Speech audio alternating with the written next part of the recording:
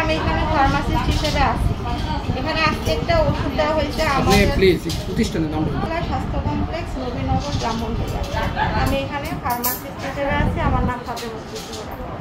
আজকে একটা ভুল হয়েছে, আমি একটা ওষুধ দিয়েছি একটা রোগীকে, এটা মিস্টেক। আমার কোনো ইচ্ছা নাই একটা রোগীকে ভুল ওষুধ দেওয়ার, কারণ এখানে আমার কোনো স্বার্থ জড়িত নাই। এটা শুধুই একটা মিস্টেক, শুধুই একটা ভুল।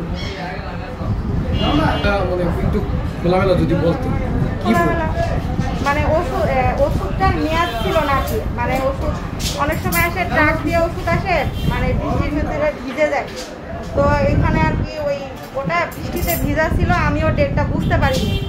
আমাদের এখানে তো আমরা অনেক রুগীকে ওষুধ দিই, আমাদের তো ওষুধ থাকে না, আমাদের তো ওষুধ শর্ট হয়, সেই কারণে এখানে মেয়াদ উত্তীর্ণ হওয়ার কোনো সুযোগ নাই। বাই এনি চান্স হয়তো বা একটা ওষুধ কোনোভাবে মিস্টেক হয়েছে। এটা একটা সিরাপ ছিল, প্যারাসিটামল একটা সিরাপ ছিল। আচ্ছা, এখানে পেশেন্টের অভিযোগ হচ্ছে আপনি ওনাকে আপনার কাছে বলছে যে এটা চেঞ্জ করে দেওয়ার জন্য, এটা ময়লাযুক্ত, তখন আপনি নাকি বলছেন যে না ওইটাই নিতে হবে। এটা বৃষ্টির পানিতে ভিজে গেছে, আপনি এটা খাওয়াতে পারেন, এটা আমি বলেছি। তিন কারণ আমি জানি না, তো এটা সাংবাদিকের কাছে ছিল।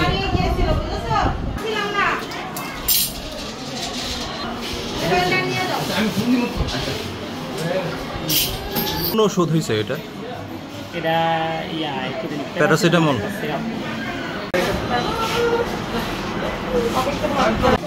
বাচ্চা নিয়ে সরকারি হসপিটালে আসছে, তারপরে বাচ্চারা ডাক্তার দেখালাম, সরকারি ডাক্তার দেখানোর পরে সরকারি ওষুধ নিয়ে আসছি, আর তারপরে সরকারি ম্যাডামে দুইটা সিরাপ দিচ্ছে, দেওয়ার পরে প্যারাসিটামল সিরাপ তখন ময়লা লিখছে। আমি বলছি আবার এটা মোর বদলিটা দেন, না এটা বদলিটা দেন যাবো না, এটা বৃষ্টির পানি ভিজছে, নিলে নাও, না নিলে থয়ে যায়।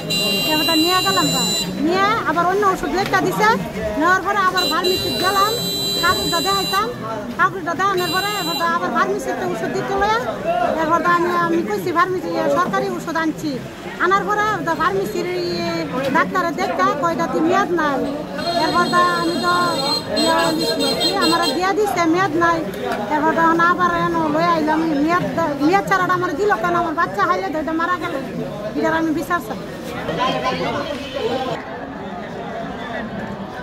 মেইন স্টোর থেকে প্রথমে ওষুধটা রিসিভ করা হচ্ছে আমাদের স্টোর ইনচার্জ হচ্ছে জাকির সাহেব, আর জাকির সাহেব স্টোর থেকে মালটা রিসিভ করেন, কারণ ফার্মাসিতে দুজন ফার্মাসিস্ট আছেন, একজন হচ্ছেন ফাতেমা আর একজন হচ্ছে জাকির সাহেব। ওনারা কাজ কি, ওনারা দেখে চেক করে ওষুধ দেবেন। তাহলে ওনার দায়িত্বটা কি, উনি ওষুধ দেওয়ার আগে অবশ্যই সে মেডিসিনটার ডেট এবং মেয়াদ এবং তারিখ সব কিছুই যা বুঝেন আপনি সবগুলো চেক করে ওনার ওষুধটা প্রদান করবেন। তো সেই ক্ষেত্রে যদি ওনার কর্তব্য অবহেলা থাকে, সেই কর্তব্য অবহেলার জন্য আমরা যেতে অলরেডি নিশ্চিত হয়েছি, এবং আপনাদের ভিডিওতে দেখলাম যে উনি স্বীকারোক্তি দিয়েছেন যে উনি সেটা ভুল করেছেন, এবং আমি আমার ঊর্ধ্বতন কর্তৃপক্ষ সিভিলের সাথে অলরেডি আমি আলাপ করেছি, ওনার নির্দেশনা মোতাবেক ওনাকে অলরেডি কৈফিয়ত তলব করা হয়েছে, এবং সেই কৈফিয়ত তলবের প্রেক্ষিতে জবাবে ওনার ভুল স্বীকার করেছেন, উনি ক্ষমা প্রার্থনা করছেন আমাদের কাছে। তারপরেও আমরা ওনার বিরুদ্ধে প্রয়োজনীয় দ্বিতীয় ধাপে ব্যবস্থা নেওয়ার জন্য আমরা সিভিল অলরেডি এটা চিঠি অলরেডি মেইলে সেন্ড করা হয়েছে, অলরেডি আমরা আমাদের ব্যবস্থা নিয়ে নিচ্ছি। আর আমি আপনাদের কাছে অনুরোধ করবো যে কর্মচারীর জন্য সবসময় আমার কর্তৃপক্ষের জন্য দোষী না করা হয়, যে করবে তার বিরুদ্ধে বলবেন, এবং আমরা তার বিরুদ্ধে ব্যবস্থা রাখি, তখন আমাদের বিরুদ্ধে আপনার